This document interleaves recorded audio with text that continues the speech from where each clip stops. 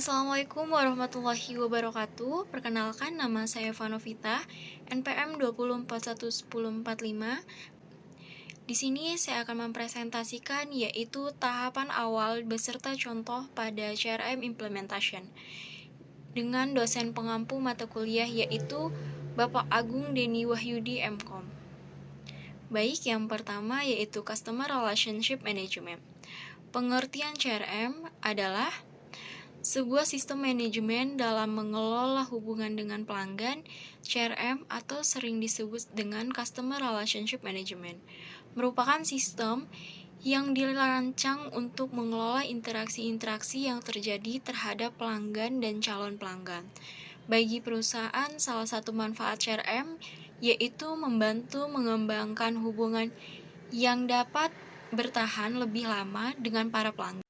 Selanjutnya yaitu bagi perusahaan, salah satu manfaat CRM adalah membantu mengembangkan hubungan yang dapat bertahan lebih lama dengan para pelanggan.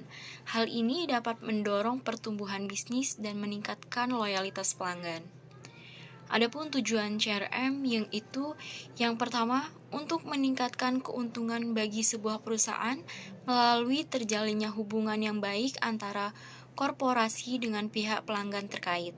Dan yang kedua, menyediakan informasi yang lengkap mengenai data pelanggan untuk memaksimalkan hubungan antara pihak perusahaan dan pelanggan melalui penjualan secara upselling dan cross-selling.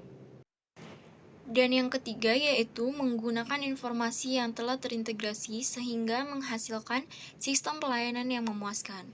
Yang terakhir, untuk menghasilkan konsistensi dalam pembuatan prosedur penyaluran jawaban kepada pelanggan. Selanjutnya yaitu tahapan awal pada CRM Implementation. Implementasi CRM merupakan sebuah proses penerapan CRM dalam suatu bisnis ataupun perusahaan, sehingga dapat mengelola operasional bisnis lebih efisiensi dan membangun hubungan pelanggan lebih harmonis dengan menerapkan implementasi CRM. Bisnis lebih mudah untuk melakukan komunikasi dan pelayanan para pelanggan. Data informasi bisnis pun tersimpan dengan rapi, sehingga mudah untuk dicari. Tidak hanya itu, implementasi ini juga membantu segala lini divisi, sehingga dapat lebih bersinergi dalam bekerja sama satu sama lain.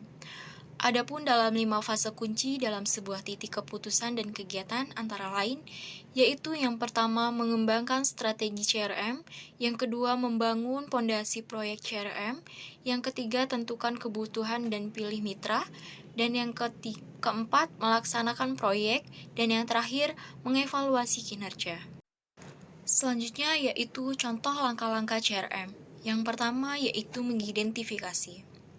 Mengidentifikasi merupakan perusahaan perlu merumuskan dengan detail dan spesifik serta pesona dari calon pelanggan mereka. Memuaskan pesona pelanggan dengan spesifik akan membantu perusahaan untuk melakukan promosi dengan mudah, cepat, dan hemat.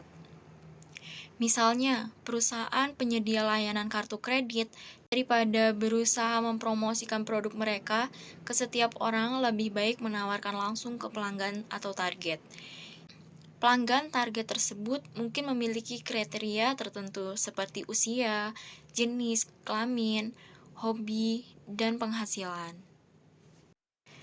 Yang kedua yaitu akuisisi.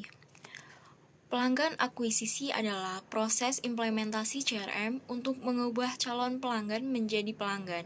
Contohnya dengan memberikan appetizer atau makanan pembuka, appetizer yang sering berupa kesempatan untuk menggunakan layanan atau produk secara gratis dan terbatas. Dengan demikian, pelanggan akan memiliki pengalaman interaksi dengan perusahaan yang nantinya dapat dieksplor lebih jauh.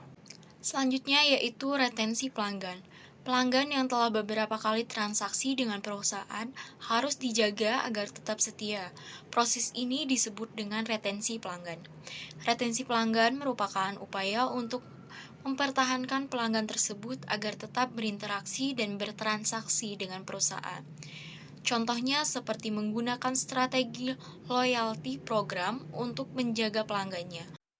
Loyalty program ini dapat berupa pemberian bonus tambahan, update gratis, dan semacamnya, tergantung bidang perusahaan tersebut. Selanjutnya yang terakhir yaitu pengembangan pelanggan. Pelanggan yang telah berulang kali melakukan transaksi dengan perusahaan menandakan pelanggan yang sangat puas. Pelanggan yang puas dapat masuk ke dalam program pengembangan pelanggan. Pelanggan ini nantinya dapat diajak untuk bekerja sama memasarkan produk atau layanan perusahaan, tentu dengan memberikan insentif dan penghargaan yang layak. Dengan demikian, perusahaan juga dapat melakukan pengembangan secara masif dan optimal karena memiliki tenaga pasar yang loyal. Baik, terima kasih. Cukup sekian presentasi dari saya. Jika ada salah kata, saya mohon maaf. Saya akhiri. Wabillahi taufiq wal hidayah. Wassalamualaikum warahmatullahi wabarakatuh.